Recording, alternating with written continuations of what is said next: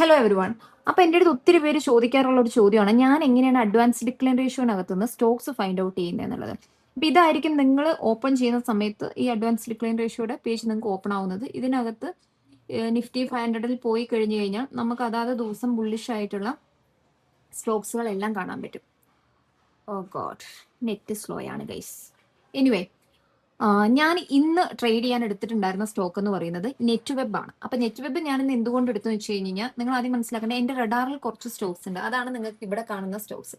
അതായത് DOMS, Adani international, Kirloskar, Waaree energy, IndiGo, Thermax, super, എന്താണ് supreme industries, net web, data pattern, Kaynes, BSE, Cummins India. ഇത്രയും സ്റ്റോക്കുകൾ ഞാൻ ഇവിടെ എന്റെ റഡാറിൽ ഇട്ടിട്ടുണ്ട്. അപ്പൊ എല്ലാ ദിവസവും ഞാൻ മാർക്കറ്റ് ഓപ്പൺ ആവുന്ന സമയത്ത് ഈ സ്റ്റോക്കുകളുടെ മൂവ്മെന്റ് ആണ് ഞാൻ ഫസ്റ്റ് നോക്കാറുള്ളത്. ഇപ്പൊ നെറ്റ് വെബ് ഞാൻ ഇന്ന് നെറ്റ് വെബ് നോക്കിയ സമയത്ത് നെറ്റ് വെബ് എന്ന് പറയുന്നത് സ്മോൾ ക്യാപ്പില് കൺസ്യൂമർ ഡ്യൂറബിൾസ് എന്ന് പറയുന്ന സെക്ടറിൽ വരുന്ന സ്റ്റോക്കാണ്. അപ്പൊ ഞാൻ നോക്കിയ സമയത്ത് സ്മോൾ ക്യാപ്പിൽ കൺസ്യൂമർ ഡ്യൂറബിൾസ് എന്ന് പറയുന്നത് നെഗറ്റീവ് ആയിരുന്നു. ഐ തിങ്ക് സ്റ്റിൽ നെഗറ്റീവ് ആണെന്നാണ് ഞാൻ വിചാരിക്കുന്നത്. അതായത് ഒത്തിരി ബുള്ളിഷ് അല്ല. അതിൽ നെറ്റ് ലോഡ് ആവുന്നില്ല.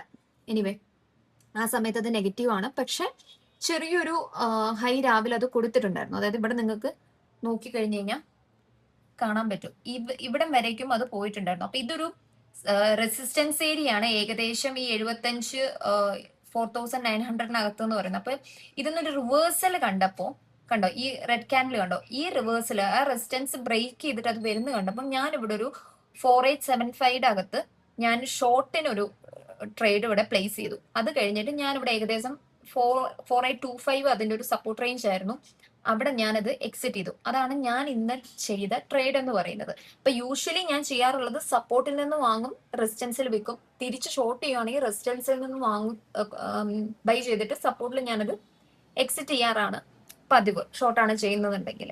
പിന്നെ അതിന്റെ ഒരു കൺഫർമേഷന് വേണ്ടിയിട്ട് ക്യാൻഡിൽ കൺഫർമേഷൻ എടുക്കാറുണ്ട്. അതുപോലെ തന്നെ ഞാൻ ഈ പറയുന്ന സെക്ടേഴ്സ് നോക്കാറുണ്ട്. ഇപ്പൊ നെറ്റ് വെബ് ആയതുകൊണ്ട് ഞാൻ അതാണ് പറഞ്ഞത്. നെറ്റ് വെബ് എന്ന് പറയുന്നത് സ്മോൾ ക്യാപ്പിൽ വരുന്ന കൺസ്യൂമർ ഡ്യൂറബിൾസ് എന്ന് പറയുന്ന സെക്ടറാണ്. ഇത് കണ്ടോ, ഇവിടെ കൺസ്യൂമർ ഡ്യൂറബിൾസ് എന്ന് പറയുന്നത് 0.23% മാത്രമേ ഇന്ന് പോസിറ്റീവ് ഉള്ളൂ. ഞാൻ രാവിലെ നോക്കിയപ്പോഴും ഏകദേശം ഇത്രയാണെന്നാണ് ഞാൻ മനസ്സിലാക്കുന്നത്, അല്ലെങ്കിൽ അതിൽ കുറവോ എന്തോ ആയിരുന്നു. അതുകൊണ്ടാണ് ഞാനൊരു റിവേഴ്സിൽ കണ്ടപ്പോൾ കുറച്ച് പോയിന്റ്സ് ക്യാപ്ചർ ചെയ്തത്. പക്ഷെ അത് കഴിഞ്ഞിട്ട് തിരിച്ചതിന്റെ ഒരു സപ്പോർട്ടിൽ എടുത്തതിന് ശേഷം 4800 അതിന്റെ അടുത്ത സപ്പോർട്ട് ആയിരുന്നു. പക്ഷെ അതിന് മുന്നേ ഇവിടെ വെച്ചിട്ട് അത് തിരിച്ച് റിവേഴ്സൽ ആയാലോ എന്ന് വിചാരിച്ചിട്ടാണ് ഞാൻ അവിടെ നിന്ന് ഇറങ്ങിയത്. 4800 തട്ടിയിട്ട് അത് തിരിച്ച് കയറിപ്പോയിട്ടുണ്ട്. അപ്പൊ have A nice day. Basically നമ്മൾ ഇൻട്രാഡേ ചെയ്യുമ്പോൾ കുറച്ച് സ്റ്റോക്സ് കുറച്ച് പോയിന്റ്സ് നമ്മൾ ക്യാപ്ചർ ചെയ്തിട്ട് ഇറങ്ങാന്നുള്ളതാണ്. കുറെ നേരം മാർക്കറ്റിൽ ഇരിക്കുന്നതോറും മാർക്കറ്റിൽ റിസ്ക് കൂടിക്കൊണ്ടിരിക്കും ഇൻട്രാഡേ ചെയ്യുന്ന സമയത്ത്. ഇത് എന്റെ ചെറിയ നോളജിൽ നിന്ന് ഞാൻ ഫോളോ ചെയ്യുന്ന കുറച്ച് മെത്തേഡ്സ് ആണ് ഞാൻ പറയുന്നത്. അപ്പൊ have A nice day guys.